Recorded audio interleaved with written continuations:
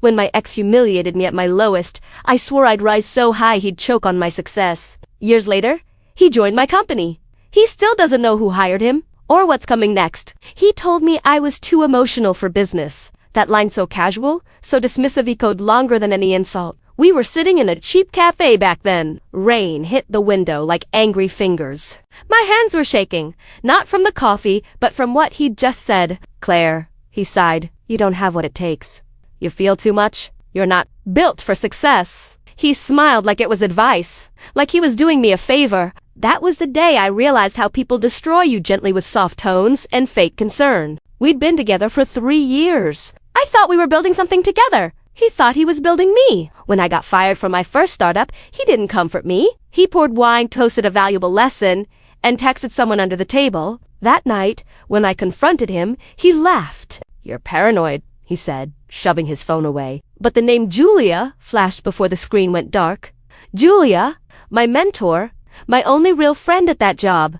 2 betrayals in one. I didn't cry. Not then. I just stared at the wine glass between us. A small crack ran down its side. It caught the candlelight and glimmered like something quietly breaking. That glass became a symbol later. Because I kept it. I don't know why. Maybe because I wanted to remember what it looked like the exact moment my love and my confidence shattered together. The next few months were brutal. I applied for jobs, but word spreads fast in small industries. Somehow, everyone already knew about the embezzlement rumors. Rumors that started with a single email from an anonymous source. I later learned the IP address traced back to him. That was his parting gift. Destroy my reputation before moving in with Julia. I sold my car, moved to a basement apartment, ate instant noodles every night. My mother called once, asked if I was okay. I said, "Just rebuilding." She said, "Good. Don't let the bastards win." Those words became my religion. Rebuilding wasn't easy. It started with freelancing, then consulting, then sleepless nights writing proposals nobody read. But every rejection taught me something about power, how it moves, how people use it, how silence is the most dangerous weapon in any room. 3 years later, I launched my own firm Strive Digital in a shared workspace with 5 folding chairs and 1 working fan. That's when I got my first big contract and my first taste of something close to revenge. Recognition! Fast forward 5 years. Strive Digital is now one of the top marketing agencies in the city. We handle 7 major corporate clients, employ 80 people, and I own the entire company outright. I don't use my last name publicly anymore. Not after the scandal. Not after him. People know me now as Claire Reeves, not Claire Marshall. Sometimes, when I walk past our glass conference room, I see the reflections of a woman who survived herself. Last month, HR forwarded me a new applicant's resume. When I saw the name, I thought my heart stopped. Liam Walker. Liam Walker. He'd applied for a mid-level strategist role.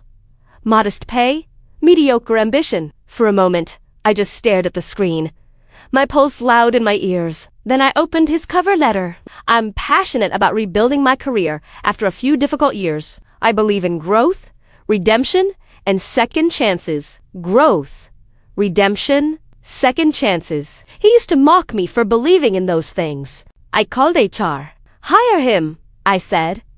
They asked, "Interview first." "No need," I replied. "He's perfect." The day he walked into the office, I was standing by the window. He didn't see me at first. He looked older, thinner, maybe even nervous. The confidence that once filled a room had turned into something quieter. He shook hands with my assistant, smiled politely. Didn't recognize the name Reeves on the door.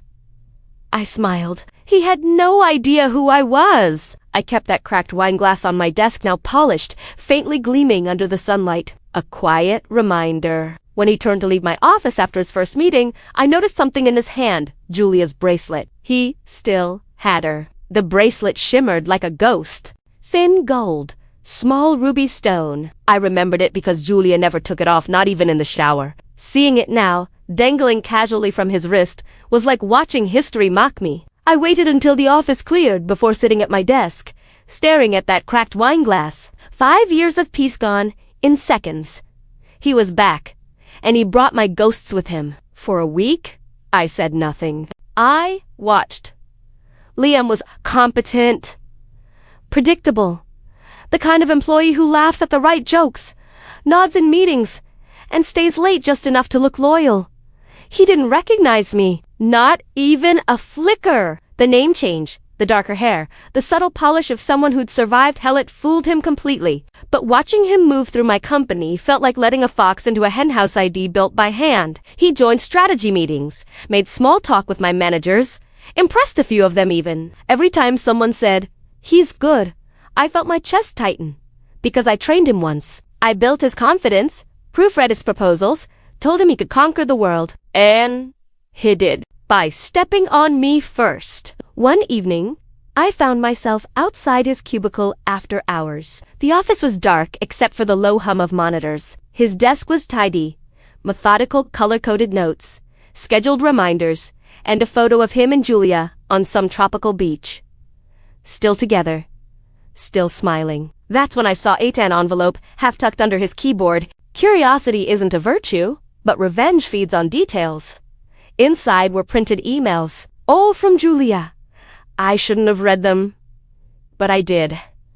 Let's play it careful this time. No shortcuts. I think she's getting suspicious again. We can't afford another collapse, Liam. Another collapse. Suspicious again. They weren't just together. They were planning something. My fingers went cold. The words blurred. So this wasn't coincidence. This was round 2. I didn't sleep that night. Every sound outside my apartment felt like a threat. By morning, I'd gone through every employee file, every contract Julia's firm ever touched, and then buried in an old procurement record I found her name. Julia Hart, Senior Consultant, Apex Innovations. Apex was bidding on a major contract. Against us. And guess who they'd hired as strategic advisor? Liam Walker. He hadn't just stumbled into my company. He'd been planted. The next day, during a meeting, I watched him carefully. He took notes, nodded at all the right times, even offered an idea that sounded a little too familiar. He was using my own framework, my own methods. I smiled at him. He smiled back. And for the first time in 5 years, I felt the cold calm that only comes before a storm. That night, I poured a glass of wine and sat in my dark apartment. The city lights flickered across my window like distant fire. I took the cracked wine glass from my shelf, ran my finger along its edge, and whispered, "You should have left me buried." Then I began to plan. 2 days later, Julia emailed me directly pretending not to know me. She wanted a partnership meeting. Her email was almost poetic. "Dear Ms. Reeves, I've long admired your work at Strive Digital. I'd love to explore collaboration opportunities." Collaboration, that word used to mean teamwork. Now it sounded like an ambush. I didn't respond immediately. I forwarded it to my assistant instead. "Set it up," I said, "and make sure Liam joins." If this was a game, I wanted to play it in daylight. 3 days later, Julia walked into my office. She looked exactly the same, polished, confident, that same unshakable calm she used to wear like perfume. But I wasn't the same woman. Her eyes flickered briefly when she saw me. Just a moment, then nothing. Professional smile, outstretched hand. "Claire Reeves," she said. "I've heard so much about you." "Likewise," I replied, shaking her hand. "Shall we begin?" Liam followed her in, holding a folder. He looked at her, then at me, clueless to the history folding itself like a trap around him. The meeting was a blur of polite lies. Julia pitched collaboration. I countered with competition. Liam chimed in now and then, offering analysis like a student trying to impress 2 teachers at once. Then I saw it, his hand grazing hers under the table. My stomach tightened. She still controlled him. But this time I controlled the room. When they left, I called my IT director. "Flag every outbound email Liam sends," I said, quietly. "Route a copy to me." She didn't ask why. She just nodded. By midnight, I had my first batch of data, and there it was. Liam forwarding strategy drafts to an external address. Julia's every line, every client insight, every projection we'd built gone for 3 nights straight. I reviewed those stolen emails. I didn't eat, didn't sleep, just read. Somewhere between the 3rd and 4th message, I stopped feeling angry. I started feeling something colder. They weren't just sabotaging me. They were using me again to rebuild their careers off my work. But anger wasn't power. Information was. so I collected everything. Screenshots, metadata, evidence so clean even the law couldn't ignore it. But I wasn't ready to go to the law yet. Justice through courts is slow. Justice through strategy is beautiful. I began to craft a plan so precise, it scared me. Step 1. Feed Liam, a project that looked valuable but was built on false metrics. Step 2. Ensure Julia's firm pitched the same innovative model to our shared client. Step 3. Watch them crash in front of everyone. A trap. Elegant. Legal. Invisible. Still, one thought haunted me. What if I'd misjudged him? What if he wasn't in on it this time? That doubt kept me awake, until I opened one last email one he'd sent her just hours before. She has no idea who I am. Can't believe how easy this is. That line killed whatever was left of mercy in me. I deleted the draft I'd written, asking him to stop. Instead, I poured a drink, stared at the wine glass, and whispered, "Let's begin." The next morning, I handed him a new project file with a smile. Inside, every number was a lie. I designed that project like a poisoned apple. Perfect on the surface, deadly underneath. "Claire," he said, stepping into my office. "Thank you for trusting me with this." His voice was confident again. The old Liam Reese. I smiled. "You earned it." He didn't notice the irony. For weeks, he worked late. Charts, graphs, endless presentations. I'd pass by his cubicle some nights just to watch him sweat over my design. Data I'd crafted to implode at the exact moment of presentation. It wasn't numbers that would ruin him. It was timing. I'd already arranged a joint client pitch drive and Apex presenting side by side. He'd bring my model. Julia would mirror it. When the data clashed publicly, their credibility would collapse. Poetic symmetry. But then something unexpected happened. Liam started acting kind. He brought coffee for interns, stayed late to help juniors polish decks. He even defended one of my team leads during a budget review. He was playing some long game, I told myself. Manipulation again, but part of me, the part one, hesitated. Could a man like that change? That night, I found myself scrolling through old photos. Us, in that cafe, him, pretending to support me. I closed my eyes and remembered how he'd said, "You're too emotional." Then I realized he was wrong. Emotion isn't weakness, it's fuel. And mine was burning. 2 days before the pitch, I saw him in the break room. He smiled at me, genuinely. "You've built something amazing here, Claire. Ms. Reeves." The way he said my fake Namit almost sounded respectful. Almost. I looked at him, then at the cracked wine glass on my desk when I returned. The reflection of that thin fracture stared back like a reminder. Never forget who broke you. The day of the pitch came fast. The room was full executives, investors, analysts. I sat at the back, pretending to be an observer. Liam stepped forward first, confident, rehearsed. Julia watched from across the table, smiling faintly. He opened the slides. My fake data gleamed in full color. I could feel my heartbeat in my fingertips. Everything was going perfectly until it wasn't. One of the clients, a quiet older man, raised his hand. "These projections," he said, frowning, "they match exactly with Apex's proposal last week." The room fell silent. Julia's smile froze. Liam's eyes darted to her, then to me. Recognition hit like lightning. He knew. Finally. He didn't look angry. He looked afraid. And that was when I realized he wasn't working for her anymore. He'd been trying to escape her. Silence hung in the conference room like fog. No one moved. Liam hand froze on the clicker. Julia's jaw clenched. Then the client said softly, "Seems your data isn't as unique as you thought." That was my cue. I rose slowly, the scrape of my chair echoing through the room. "Gentlemen," I said, "Strive Digital has zero tolerance for data theft.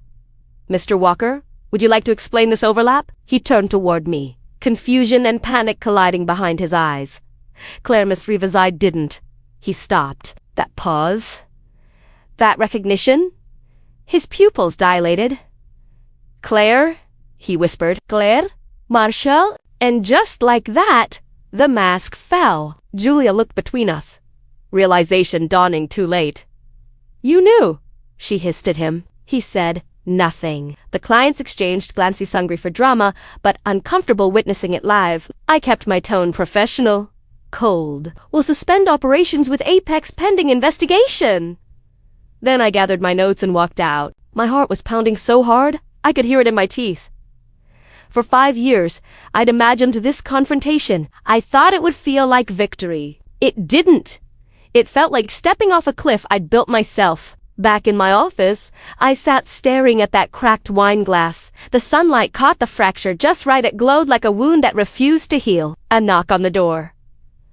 Liam, he stood there, breathless, pale. You planned this, he said quietly. Didn't you? I didn't deny it. You destroyed my reputation, I replied. You framed me, Liam, you and Julia. I just returned the favor. His expression shifted, not anger, but regret. I didn't frame you, he said. Julia did. I laughed. Sharp? Bitter. Don't rewrite history. She said you'd steal from the company, he said, voice trembling. She told me she had proof. I believed her. God help me. I believed her. I wanted to say I didn't care, but I did. Every word lodged like a splinter. He left quietly. No defense. No plea. Just a look I couldn't name, half apology, half pity. That night, I couldn't sleep, because part of me wondered, had I just destroyed the wrong person? The next morning, HR informed me that Julia had already withdrawn Apex's proposal and sent a legal notice. Damage done. Career over. Liam didn't come to work. 3 days later, I got a text. Thank you for proving what I couldn't. You were always smarter. That night, someone slid a sealed envelope under my office door. Inside was Julia's bracelet and a resignation letter with Liam's blood on the corner. Blood. Just a smear, but enough. My mind raced. Accident? Message? Or something worse? I called his number. No answer. His apartment, empty. The landlord said he'd left that morning, suitcase in hand. No forwarding address. No explanation. 2 days later, a police detective called. There's been a fire, he said. Abandoned car. Riverbank belongings matched Liam's. They hadn't found a body. The words hung in the air like a ghost, refusing to disappear. For the first time in years, the wine glass slipped from my hand. It didn't break, just spun across the floor and rested against the desk, still cracked, still whole. I sank to the floor beside it. Was this justice? Or had I just finished what Julia started? Days blurred. Meetings passed like static. My staff avoided me. Then an email. No sender, no subject. Just one line. You always wanted the truth. Now, come get it. Attached was a GPS coordinate and a timestamp, the location a private storage facility. Against all logic, I went. Inside the unit were boxers, photos, emails, printed receipts, all of them documenting the embezzlement scandal from 5 years ago, every detail traced to Julia. Liam had been collecting proof, protecting me, not betraying me, and he'd used his job at Strive to access the old data Julia kept buried. I stood there, shaking, papers fluttering around me like falling leaves. He hadn't been my enemy. He'd been trying to save me from her. I'd destroyed him anyway. That night, I opened a folder labeled Final Draft. Inside was a letter in his handwriting. Claire, I never stopped feeling sorry for what happened. Julia told me lies I was too proud to question. I joined Strive to give you closure by taking her down the right way. But I see now, you already did. Maybe I was never meant to fix this. Maybe you were. Liam, the ink bled at the end, as if written in a rush. I read it 3 times, each one colder than the last. That's when my phone buzzed. Unknown number, Julia's voice. You think this is over, Claire? You just made it personal. Julia's voice was calm, precise, surgical. You took my firm, my clients, my reputation. A pause. Now I'll take what's left of you. Then the line went dead. The next morning, a rumor spread through the company. Anonymous whistleblower. Fraud audit. The same tactic she'd used against me years ago. Full circle. I sat in my glass office, sunlight bleeding through the blinds. The reflection staring back wasn't the woman Liam betrayed. It was the woman who'd learned to fight like Julia. Somewhere along the way, I'd become her. That afternoon, I was summoned to the board meeting. My CFO looked shaken. Claire, they're freezing accounts. Someone's reported inconsistencies. I laughed. Couldn't help it. Of course they have! Because Julia had one final weapon, my own trap. She'd replicated my fake project, using it to accuse me of fraud. The irony was surgical. My revenge had become my undoing. I could fight it! Lawyer up. Spin the narrative, but I didn't. I opened my drawer, pulled out the cracked wine glass, and stared at it. That fracture had followed me everywhere. Maybe it wasn't a reminder anymore. Maybe it was a prophecy. That evening, I drove to the same cafe where Liam once told me I'd never make it. It was still open. Different decor. Same rain tapping on the windows. I sat at the same corner table. Ordered the same cheap wine. The waitress asked, "Rough day?" I smiled faintly. Something like that? I raised the glass, and for the first time, I toasted not to revenge, not to victory, but to failure. Because sometimes, destruction is the only way we meet ourselves. Then my phone buzzed again. Email. No, sender. Subject, not dead yet. My heart stopped. The message, she's running. Southport Marina? Tonight. Liam. Alive.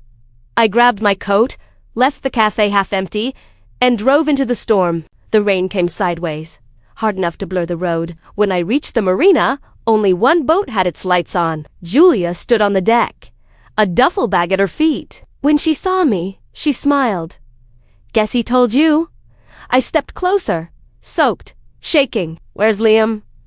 She tilted her head. You really still care? Before I could answer, a voice from behind her. Let her go, Julia. Liam emerged from the shadows, drenched, breathing hard. For a moment, no one moved. Then Julia laughed. You two deserve each other, both obsessed with ghosts. She turned, tossing something into the water, a USB drive. All your evidence. Gone.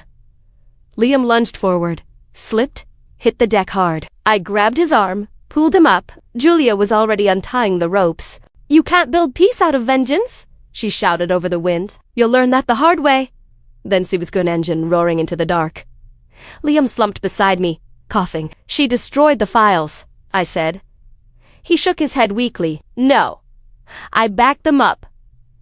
On your system. I blinked. My system. He smiled faintly. You built the perfect trap, Claire. I just made sure it caught the right person this time. Then he collapsed. By morning, the police had the drive. Julia was arrested 2 days later at the border. Liam recovered, but he didn't stay. He left a note. We both got what we wanted. Claire. Justice? But I think we lost what we needed ourselves. Months later, the board cleared me of any wrongdoing. Strive survived. I kept my title. On paper, I'd won. But the victory felt hollow. The offices were quiet now. The cracked wine glass sat in its usual place, set this time. The fracture had spread wider, reaching the rim. One morning, as sunlight hit it, the glass finally split clean in two. A soft, almost merciful sound. I didn't pick it up. I just stared at the pieces. Because I finally understood some things are meant to break, so we can stop pretending they're still whole. He once said I was too emotional for business. He was right. It's the only thing that made me unstoppable and utterly alone.